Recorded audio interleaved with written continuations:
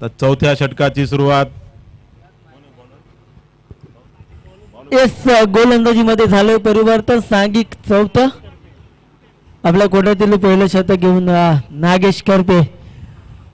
3 षटकांचा खेळ संपला. 3 षटकांच्या समाप्तीनंतर प्रथम फलंदाजी करत असताना परभणी संघाच्या धावसंख्या धापडकर 1 गडी बाद 21 धावा. On strike Anil Dalvi. पहिला चेंडू गोलंदाज नागेशचा.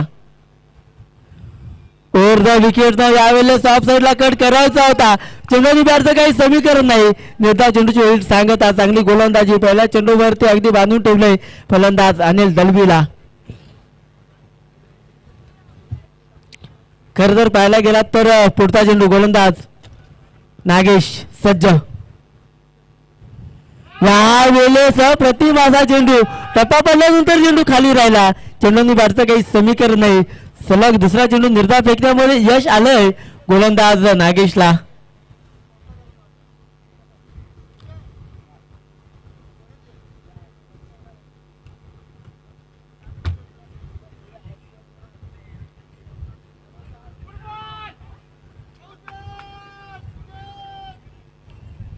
अशा प्रकारे परभणीची ही दुसरी विकेट पडलेली आहे. 21 धावांवर दुसरी विकेट गेली आहे. अनिल दलवी हे चांगल्या प्रकारे बॅटिंग करत असताना 12 धावा करून हे आउट झालेले आहेत, बोल्ड झालेले आहेत. ते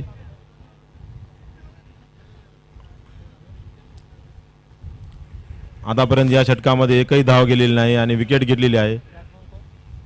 या ठिकाणी कार्तिक खरे हे आता सेकंड डाऊनला अनिल दलवीची जागा घेतील.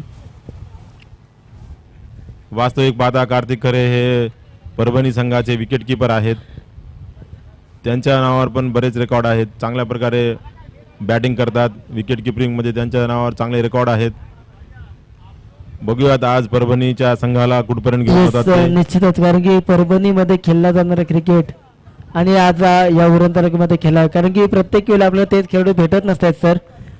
कारण की प्रत्येक वेळी वेगवेगळे खेळाडू मिळत असतात, परंतु त्या खेळाडूंना घेऊन आपल्याला एकत्र येऊन तो खेळ करायचा असतो.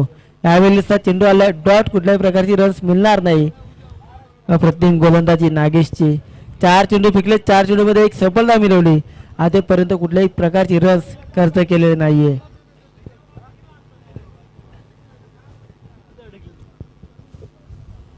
यावेळेसचा चेंडू टप्पा पडल्यानंतर थोडासा बाउन्स दिलेला चेंडू.